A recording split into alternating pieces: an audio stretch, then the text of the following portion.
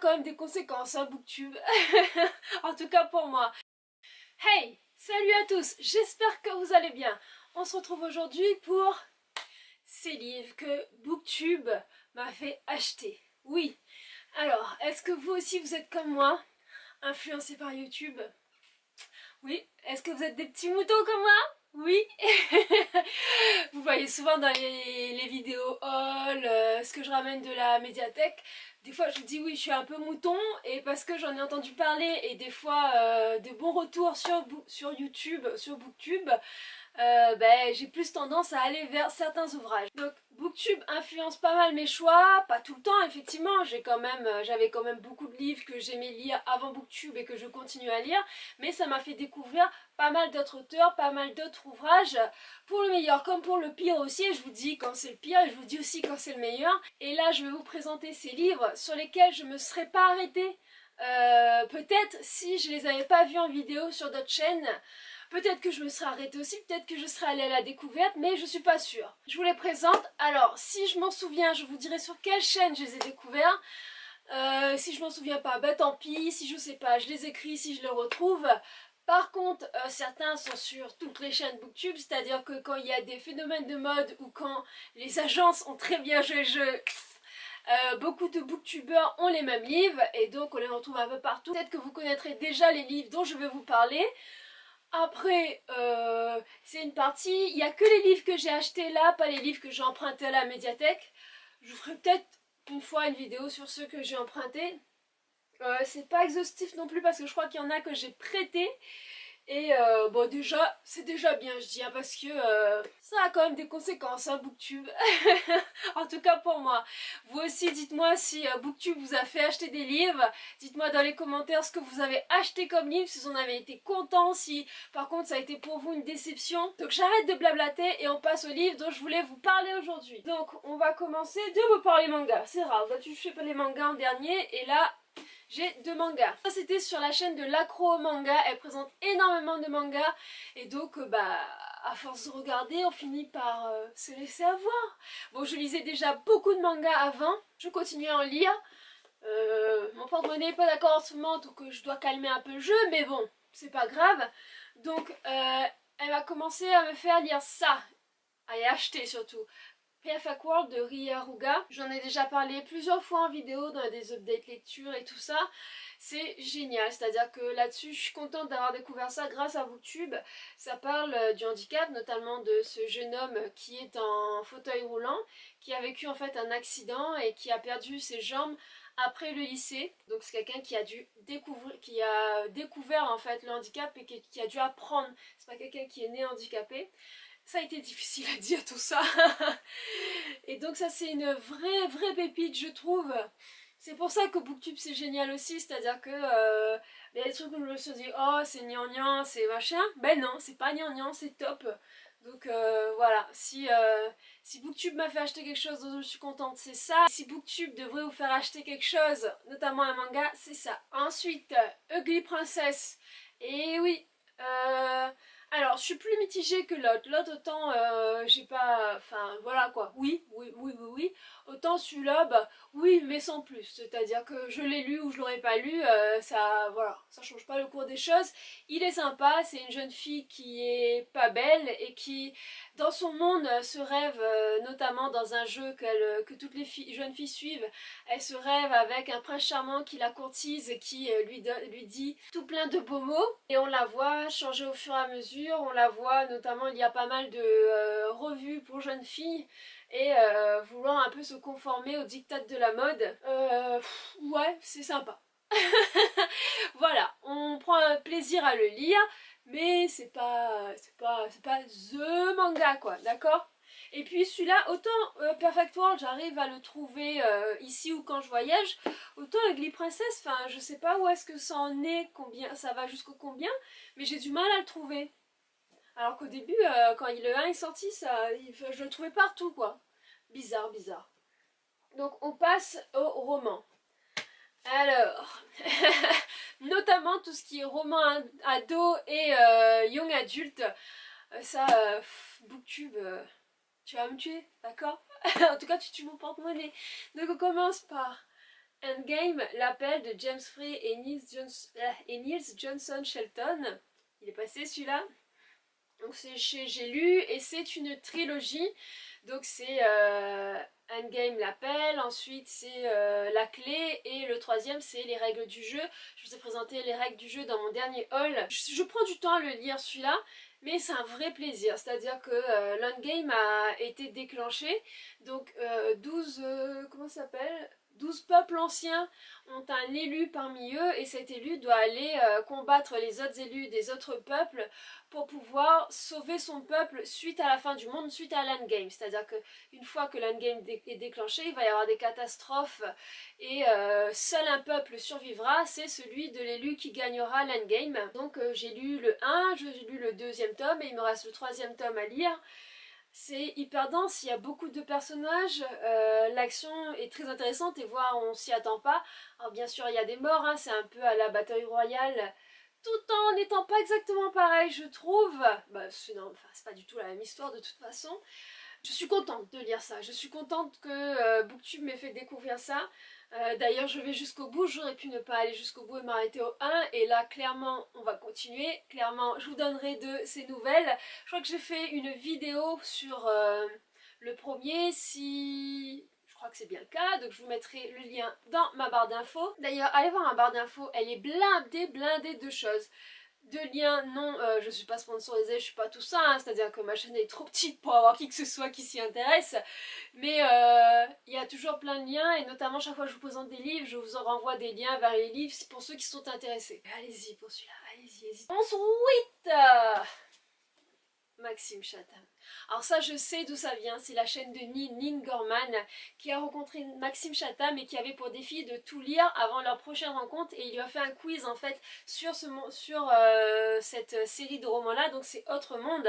Là je vous présente Malronce qui est le numéro 2 mais en fait il y en a un qui est le premier, c'est l'Alliance des Trois, pardon. Malronce parce que le premier je l'ai prêté, j'ai lu Malronce, j'ai lu le troisième et il faut que je m'achète le quatrième parce que je l'ai clairement pas. Waouh quoi, c'est-à-dire que ça, c'est une pépite découverte grâce à Booktube. C'est-à-dire que de moi-même, je l'aurais pas acheté, très clairement. Je ne connaissais pas cet univers. Je ne connaissais pas Maxime Chatham qui est un auteur français qui plus est, je crois bien qu'il est français, mais il parle français, donc il doit être français je pense, je suis pas sûre.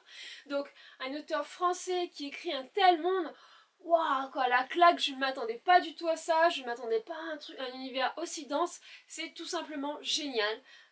Si vous ne connaissez pas et que ça vous tilte un petit peu, foncez parce que ça vaut largement le coup je pense. Moi j'adore en tout cas, ceux qui connaissent, dites-moi si vous connaissez, qu'est-ce que vous en avez pensé, est-ce que vous aimez autant que moi, est-ce que cet univers vous transporte tout comme moi. Et c'est un peu comme Endgame, c'est-à-dire que c'est pas un livre que je vais lire tac tac tac tac tac c'est fini. Je prends méga de temps à le lire, c'est-à-dire que je trouve que l'univers est dense et que on lit phrase par phrase, on n'est pas en train de... c'est pas un page turner là comme d'autres. C'est on vit dans le monde quoi, moi je m'investis dans le truc et tout. J'aime beaucoup et ça c'est une vraie découverte. J'ai acheté du coup aussi grâce à Booktube, hein, on sait pas trop, d'autres livres de Maxime Chatham qui sont pas dans l'univers young adulte comme ça, mais qui est plus, voilà, je crois que c'est plus autour du thriller ou de trucs fantastiques, je ne suis pas sûre encore. Et j'aimerais découvrir sa plume autrement que là-dedans, mais je pense que je vais d'abord gérer toute cette série là, ce qu'il faut dire qu'il faut que j'achète la suite, hein, on est d'accord.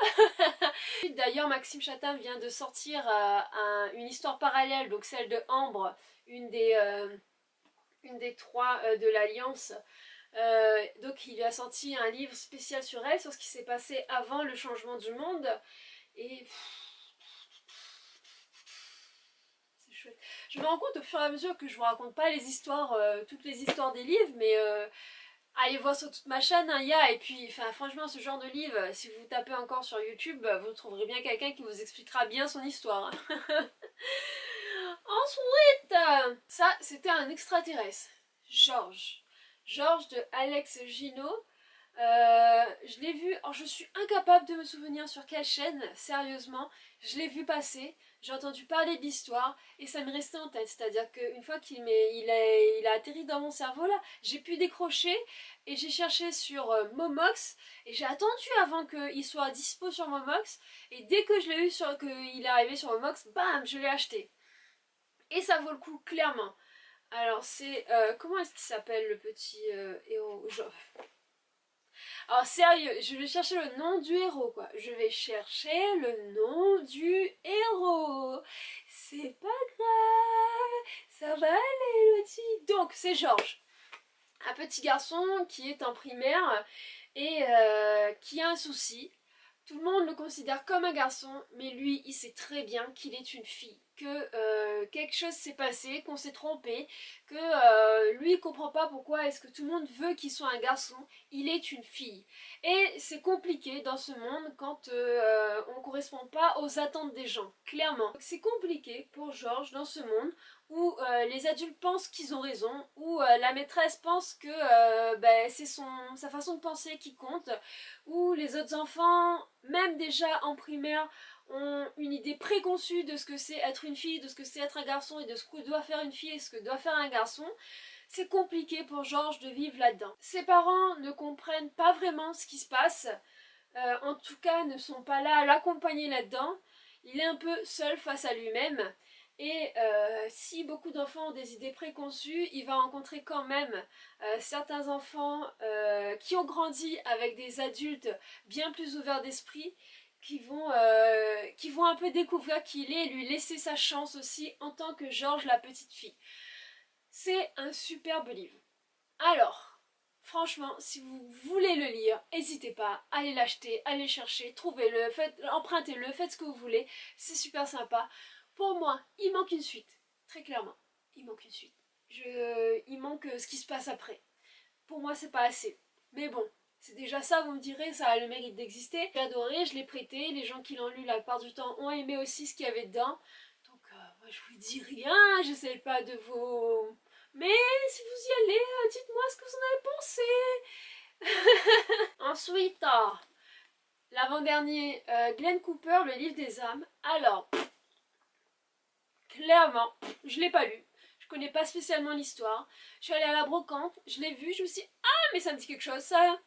Mais ça me dit quelque chose et je l'ai pris. Donc je sais pas qui, je sais pas quelle chaîne, je sais pas pourquoi, je connais pas l'histoire. Mais ça m'a parlé, je l'ai pris.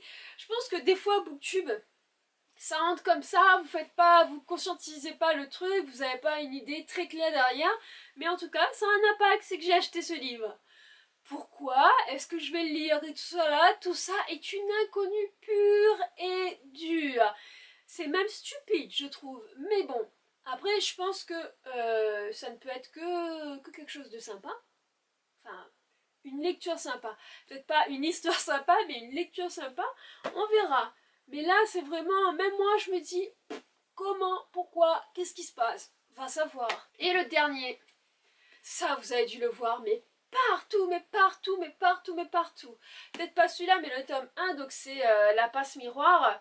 Et donc celui que j'ai acheté à cause de Booktube, c'est le livre 1, Les Fiancés de l'hiver, l'histoire d'Ophélie et de Thorne. Ça, franchement, il y en a eu sur énormément de chaînes. Ça marche hyper bien. Et je comprends, c'est-à-dire que j'ai lu et j'ai adopté. J'ai lu, je me suis plongée dans l'univers. J'adore Ophélie, j'adore son univers, j'adore sa façon de voir la vie. Je comprends pas spécialement Thorne, mais on comprend un peu certaines de ses intentions. On comprend que son monde est absolument fou et violent. Et on se dit, ouais, qu'est-ce qui va se passer? Et donc, j'ai acheté le 2. Preuve que j'ai aimé le 1, j'ai acheté le 2 et j'ai hâte de le lire, hâte de lire la suite. Pareil, il y a des trucs comme ça, il y a Booktube des fois nous oriente sur des livres.